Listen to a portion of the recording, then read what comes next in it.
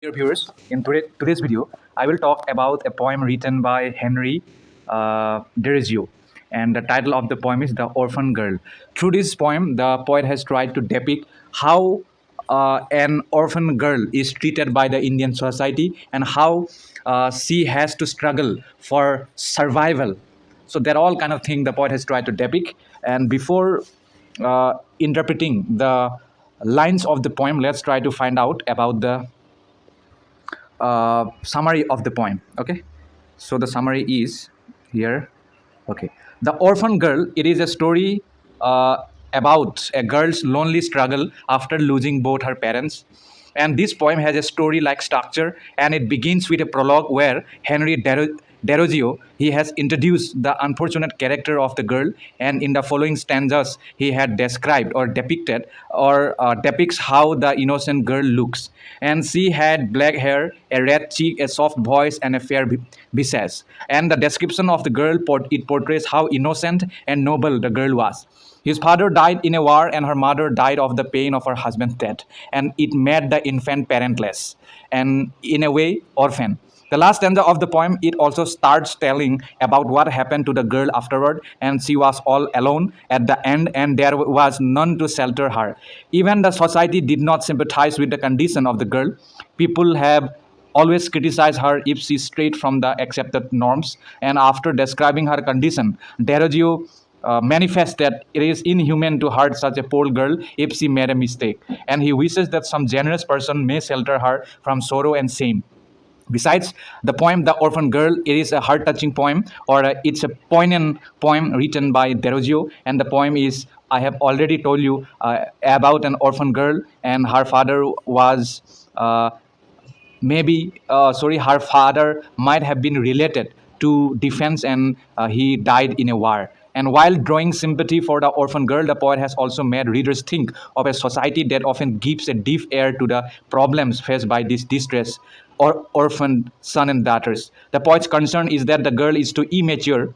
The girl is too immature to understand the harshness and cruelty that prevails in the world, and the poet is in all sympathy for the girl, not only because she is an orphan, but also because of her lack of friends and relatives who can afford to give her food and shelter. In such a situation, it will have to be the subject of harsh treatment for society, and the poet's main concern is a social security, which is very much needed to secure the lives of the orphans and the destitute.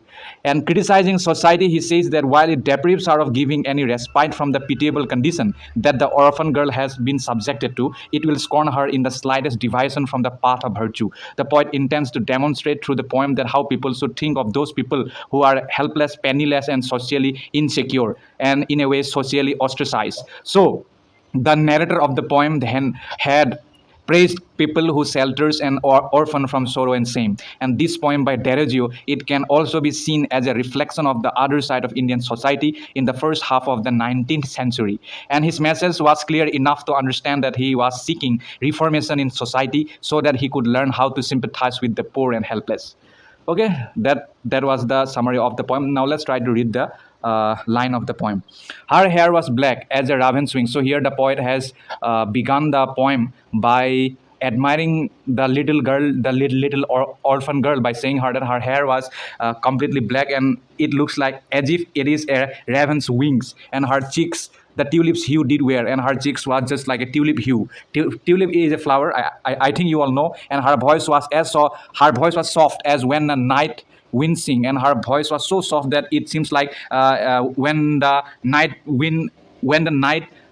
winds sings, it seems so. And her brow was as a moonbeam fair, and her brow was too just like a moonbeam fair. And her sire had joined the wake of war. The battle shocked the south and scare. He knew and gained a glorious grape, such is the garden of the braves. And her father was martyred in the war, and her anguished mother's suffering heart could not endure a widow's part. And even her mother also had to suffer many pain due to her husband's death, because she became a widow after her husband's death, and the society might have caused or might have inflicted countless pain as she had no husband. She sunk beneath her soul's distress and left her infant parentless. She had no friend on this cold, bleak earth. So here the poet is saying that this little girl, after her father's death, and she had no friend on this cold world. This world had treated very badly. To give her a shelter, a home, and a heart, through life's dreary desert, alone she must wend. For alas, the wretched have never a friend, and should she stray from virtue's way, the world will scorn, and its scorn can slay. Ah, shame had enough to wring the breast with a weight of sorrow and guilt oppressed. But oh, it's coldly cruel to wound the bosom whose blood must goose unbound. No tear is so bright as the tear that flows for eating woman's unpitied ooze, and blessed be for even his honored name, who shelters an orphan from sorrow and shame. So at last, the poet is saying that it is a pity that the society and the people from the community, they have always looked down upon on this little poor girl, little orphan girl, and no one had so displayed any kind of sympathy. No one had joined hands together to help her, and in that way it ends.